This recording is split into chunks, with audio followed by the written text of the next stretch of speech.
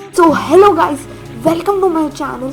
This is me anime blockbuster Hindi. तो guys, आज मैं आपको बताने वाला हूँ टॉप 5 एनिमेज जो ड्रग्स की तरह एडिक्टिव है। So without any time waste, let's begin with our video title top 5 anime as addictive as drugs. So let's begin.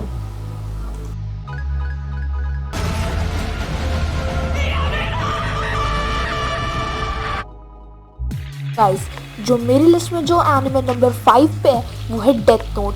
क्योंकि मैंने इसे नंबर 5 पे इसलिए रखा है अपनी लिस्ट में क्योंकि कई सारे जो एनिमे वॉचर्स हैं वो डेथ नोट को अंडर एस्टिमेट करते हैं, लेकिन ये बहुत ज़्यादा अच्छा एनिमे है। इसीलिए जो ज़्यादातर जो एनिमे लवर्स हैं वो शुरुआत में डेथ नोट ही देखते हैं, क्योंकि जो डेथ नोट है वो बेस और एक इंटरेस्ट कर देता है। इसलिए मैंने अपनी लिस्ट में नंबर 5 पे डेथ नोट को रखा है। और अगर आपने इसे नहीं देखा है तो बहुत बड़ी गलती कर रहे हो।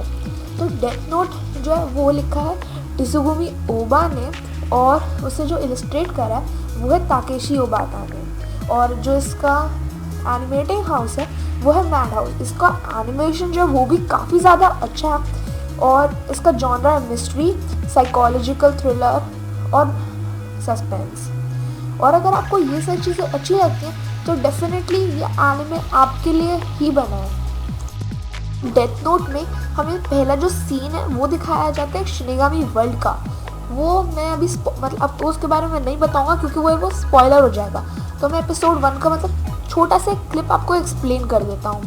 उसमें होता है कि एक स्कूल होता है, उसमें एक बॉय होता है, उसका नाम होता है लाइट यागमी। वो हमें बाद में पता चलता है, और वो देखता है विंडो से बाहर की एक डायरी गिर रही है और उसके ऊपर लिखा होता है डेथ नोट। जब छुट्टी हो जाती है तो फिर लाइट जाके देखता है, उसे खोल के देखता है तो उसके अंदर लिखा रहता है कि अगर कोई भी इस डायरी में किसी का भी नाम लिखेगा तो वो मर जाएगा 6 मिनट 40 सेकेंड्स के अंदर अंदर। और इसी तरह जो लाइट यागमी है वो जापान के काफ़ी ज़्यादा जो क्रिमिनल्स हैं उन्हें मार देता है।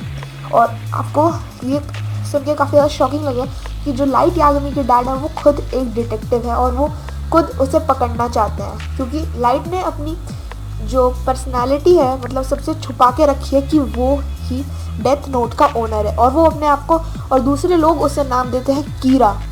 और जो सबसे अच्छा जो डिटेक्टिव हमें एनिमे में दिखाया गया है वो है एल, जो लाइट को पकड़ना चाहता है। वो कुछ हद तक लाइट को पकड़ भी लेता है। तो मैं और नहीं बताऊंगा क्योंकि वो स्पॉइलर हो जाएगा। तो हम बढ़ते हैं अपने अगले एनिमे की तरफ। जो एनिमे हमारी लिस्ट में नंबर 4 पे आता है वो है डीमन स्लेयर, जिसके ऑथर हैं कोयोहारी गोताके।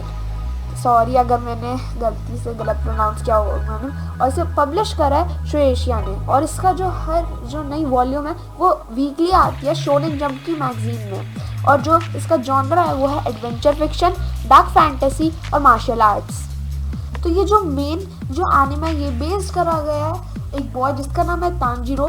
वो एक मॉर्निंग अपनी न्यू ईयर के लिए वो चारकोल बेचने गया होता है एक विलेज में अपने घर से दूर।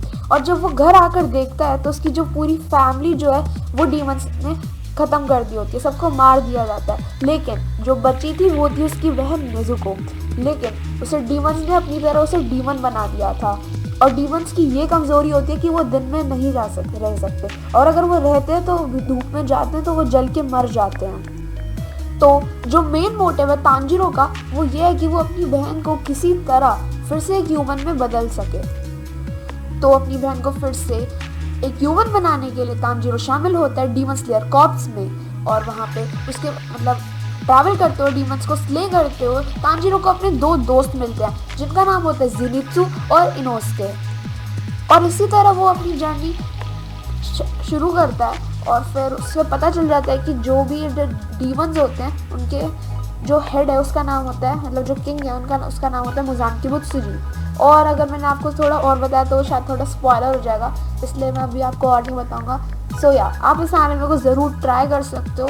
मैंने इसे शुरू करा था तो मैंने एकदम ही इसके एपिसोड 1 से एपिसोड 6 तक मैंने इसके एकदम ही सारे एपिसोड देख लिए थे। So it is definitely come in the list. जो एनिमे हमारी लिस्ट में नंबर 3 पे है वो है माय हीरो एकेडेमिया। ये काफ़ी ज़्यादा अच्छा एनिमे है, और इसके राइटर हैं कोहोए होरिकोशी और इसके 32 वॉल्यूम्स है और इसका जॉनर है एडवेंचर, साइंस, फैंटेसी और सुपर हीरो और इसे पब्लिश कराया है शुएशिया ने और इसके एपिसोड्स टोटल 113 से ज़्यादा और उसके टोटल 5 सीजन हैं और अभी 6 सीजन आए थे अभी नेक्स्ट ईयर या फिर उसके नेक्स्ट ईयर अभी रिलीज ही होने वाला है। तो आप भी कैचअप कर सकते हो क्योंकि आई थिंक वो 1 साल से पहले नहीं आने वाला है, तो आप सारे 5 सीजन देख सकते हो। 20 to 23 मिनट्स के सारे एपिसोड्स।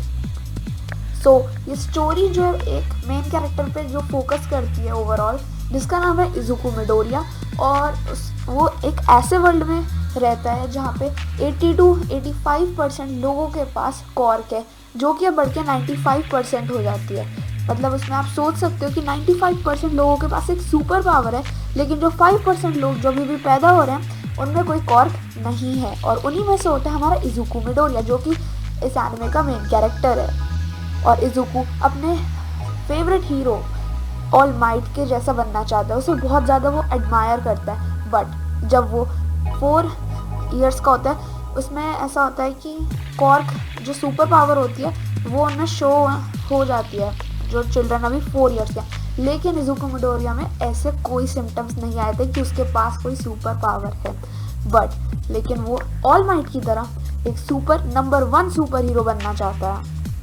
लेकिन वो उसके पास कोई कॉर्क नहीं होती है, बट स्टिल वो फिर भी नंबर 1 सुपर हीरो बनना चाहता है और वो एक दिन अपने एडमायरर हीरो सुपर हीरो से मिलता है जो कि है ऑल माइट। और इसी तरह जो एक कहानी है ओवरऑल इसी पे बेस्ड है कि एक बच्चा जिसके पास कोई सुपर पावर नहीं है कि वो फिर कैसे बनेगा एक सुपर हीरो और वो भी नंबर 1।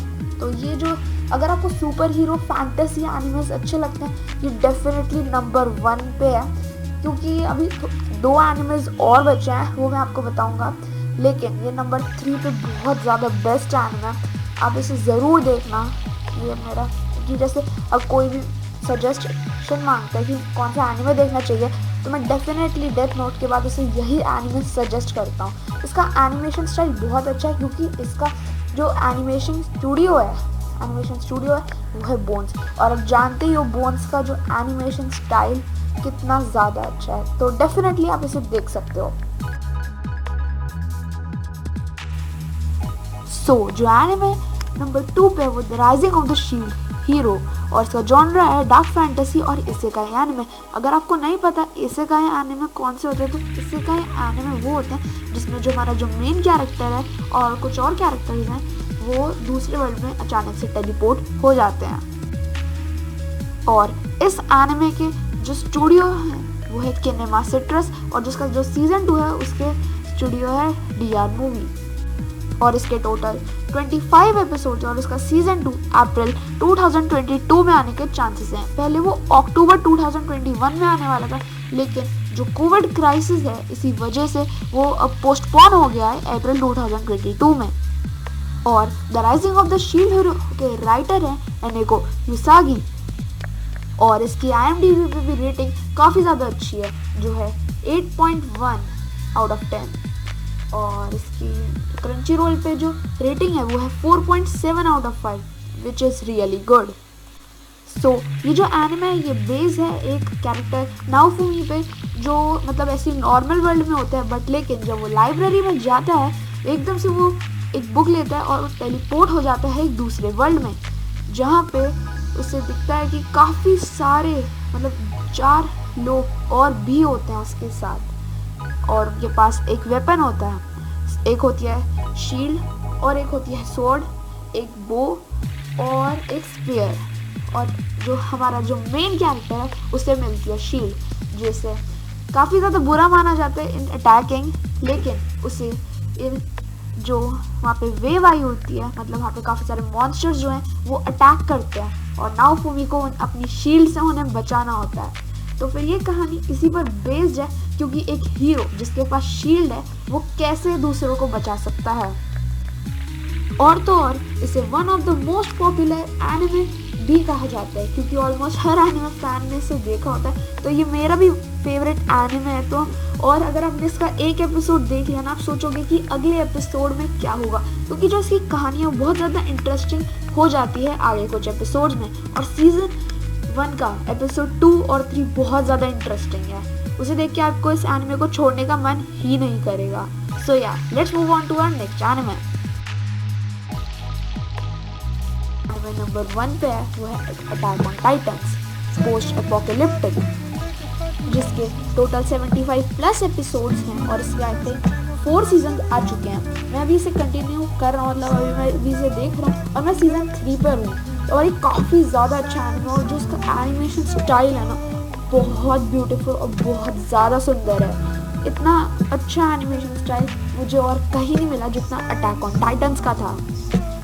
और अटैक ऑन टाइटंस शुरू हुआ था अप्रैल 7, 2013 से लेकर अभी प्रेजेंट तक। और इसकी IMDb पर रेटिंग है 9/10, जो कि काफ़ी ज़्यादा अच्छा है। और क्रंचीरोल पे है 4.8 और इसे 96% लाइक दिस टीवी शो, क्योंकि बहुत ज़्यादा अच्छा था। पहले काफ़ी सारे जो मतलब जो एनिमेशन स्टूडियोज थे उन्होंने इसे एनिमेट करने से मना कर दिया था, बट लेकिन ये finally I think studio Wit studio ने करा। और उस स्टूडियो का नाम है विट स्टूडियो। 1 to 3rd सीजन तक विट स्टूडियो ने करा और जब सीजन 4 आया तो जो स्टूडियो मापा है उसने कंट्रोल ले लिया। और इसके 12 एपिसोड सेकेंड सीजन ब्रॉडकास्ट हैं फ्रॉम अप्रैल टू जून 2017। और मापा से मुझे एक और बात याद आई, जब इसका सीजन 4 आने में थोड़ा लेट हो गया था तो फिर जो एनिमे ऑडियंस थी उन्होंने मतलब जो मापा का जो ट्विटर और इंस्टाग्राम था उस पर लिखना शुरू कर दिया था कि वेयर इज सीजन 4। आप इससे इसकी पॉपुलैरिटी पता कर सकते हो। और इसके ऊपर आई थिंक 2 या फिर 3 लाइव एक्शन मूवीज बन चुकी हैं, जो कि बहुत ज़्यादा बड़ी चीज़ है एक एनिमे पे। सो जो मेन स्टोरी है वो फोकस करती है ऑलमोस्ट हर कैरेक्टर को इस एनिमे में बहुत ज़्यादा अच्छी तरह से दिखाया गया। वैसे तो मेरा फेवरेट एरन है और इसमें दिखाया गया कि एरन एक बहुत सारी वॉल्स हैं उसमें रहता है, मतलब चारों तरफ से बहुत बड़ा विलेज है उसके अंदर, लेकिन वो बड़ी बड़ी वॉल से घिरा हुआ है क्योंकि टाइटन्स जो हैं वो इंसानों को पकड़ के खा जाते हैं। और वो उस बहुत लंबी वॉल्स हैं इसलिए कोई उन दीवारों को नहीं तोड़ सकता। बट लेकिन एक दीवार एक बहुत बड़ी कॉलोसल टाइटन ने तोड़ दी होती है और जो विलेज होता है, जो फर्स्ट बाउंड्री होती है विलेज की, उसमें वो काफ़ी सारे लोग मर जाते हैं। टाइटन्स जब एंटर हो जाते हैं वॉल के अंदर जो विलेज होता है उसमें काफ़ी सारे लोगों को मार देते हैं। और एरन की जो मदर होती है उस समय जो टाइटन्स हैं उसे पकड़ कर खा जाते हैं। और फिर लेकिन जो एरन के डैड होते हैं वो विलेज से कई दूर होते हैं, आई थिंक वो दूसरे विलेज में होते हैं। सो यस, और फिर एरन उसी समय ठान लेता है कि उसे सारे टाइटन्स को मारना है और फ्री होना इस जितनी भी वॉल्स हैं उसे उसके बाहर जाना और बाहर की दुनिया को एक्सप्लोर करना है, क्योंकि उसे फ्रीडम चाहिए, क्योंकि वो हमेशा से ही इन वॉल्स के अंदर बड़ा हुआ है, उसे बाहर की दुनिया देखनी है। और ये कई सारे लोग ये समझते हैं कि बस टाइटन्स को मारना इस एनिमे में मकसद है, पर ऐसा नहीं है। जो इस एनिमे का जो मेन मकसद है वो है फ्रीडम का। इसमें जो फ्रीडम है बहुत ज़्यादा अच्छे तरीके से शो की गई है। So that's why this anime is on number 1. Thanks for watching. Please do like, share, subscribe my channel. Thanks for watching again.